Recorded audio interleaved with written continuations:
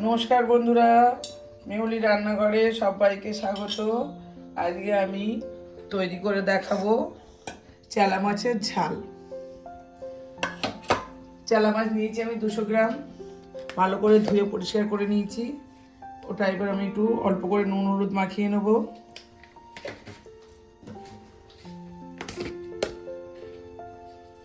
নুন হলুদ মাখিয়ে আমি ফ্রাইং প্যানটা বসিয়ে তেল দিয়ে দিয়েছি। এবার মাছগুলোকে আমি ভেজে নেব।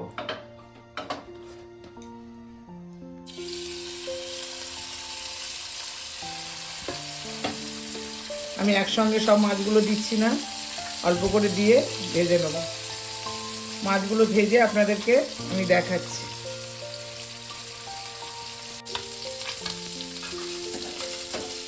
মাছগুলো আমি এইভাবে সব আস্তে আস্তে ভালো করে ভেজে নেব।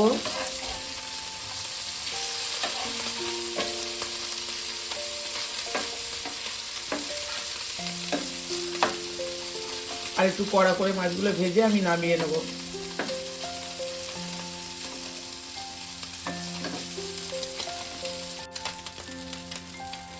মাছগুলো সব আমার ভাজা হয়ে গেছে। এবার আমি মাছগুলো তুলে নেব। দেখুন আমি মাছগুলো এইভাবে ভেজেছি, একদম খুব কড়া করিনি আবার নরমও করিনি। এইভাবে মাছগুলোকে ভেজে নিয়েছি। এবার আমি এর মধ্যে আবার একটু তেল দিয়ে দেবো। তেলটা দিয়ে দিয়েছি আমি। এবার আমি এর মধ্যে মাঝারি সাইজে 2টো পেঁয়াজ কুচে নিয়েছি আর গোটা 5-6 কাঁচা লঙ্কা চেলা করে নিয়েছি, এটাকে আমি দিয়ে দেবো তেলের মধ্যে। আমি এর মধ্যে বেশি কিছু মশলা দেবো না,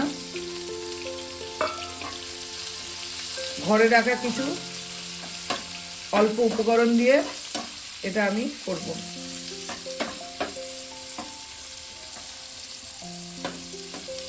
পেঁয়াজটাকে আমি একটু নুন দিয়ে দেবো। নুন দিলে পেঁয়াজটা তাড়াতাড়ি ভাজা হয়ে যাবে। আমি নুনটা দিয়ে দিলাম পরিমাণ মতো। দিয়ে আমি পেঁয়াজটা মিনিট 2-3 একটু ভালো করে এটাকে ভেজে নেব।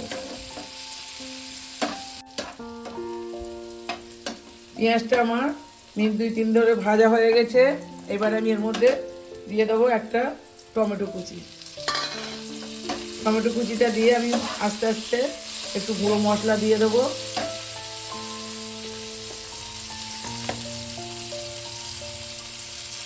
হলুদ গুঁড়ো দিয়ে দিলাম 1/2 চামচ।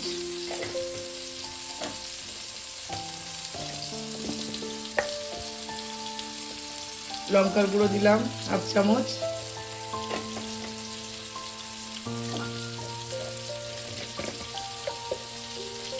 আর 1/2 চামচ ধনিয়ার গুঁড়ো দিলাম। আর কিছু মশলা আমি এতে দেবো না। এবার মশলাটাকে আমি একটু ভালো করে কষিয়ে নেব।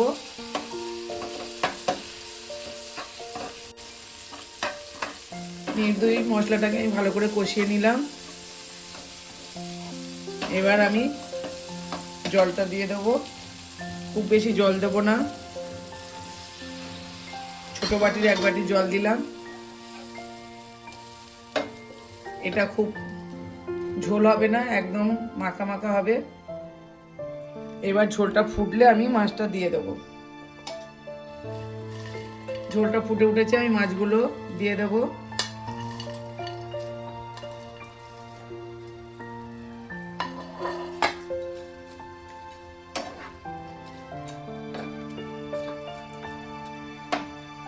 মাছগুলো দিয়ে একটু আমি চাপা দিয়ে দেবো। চাপা দিয়ে আমি মিনিট 2-3 ফুটতে দেবো, তারপরে আপনাদেরকে দেখাচ্ছি। মিনিট 3 পরে আমি ঢাকাটা খুলে আপনাদেরকে দেখাচ্ছি। দেখুন মাছটা আমার হয়ে গেছে, এইরকম মাখা মাখা হবে। আপনারা বাড়িতে এই ছোট ছোট চেলা মাছগুলো এইভাবে একবার করে খেয়ে দেখবেন, খুবই সুস্বাদু হয়।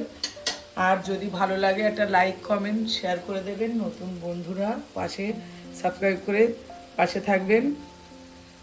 আর এবার আমি একটু ধনেপাতা কুচি দিয়ে নামিয়ে নেব। এবার গ্যাসটা অফ করে আমি নামিয়ে দেব।